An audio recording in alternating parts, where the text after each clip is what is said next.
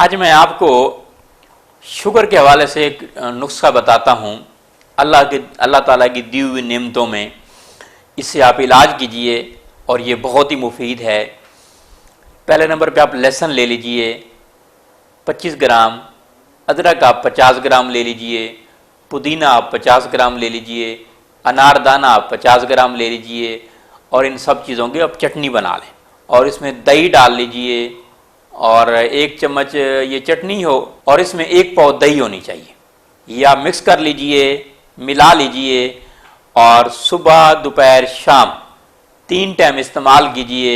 1 पाव दही के साथ 1 चम्मच ये चटनी मिलाइए। आपकी डायबिटीज़ इंशाल्लाह कंट्रोल रहेगी और डायबिटीज़ तक ही मर्ज़ रहेगा, आगे मर्ज़ नहीं बढ़ेगा। बहुत बहुत शुक्रिया।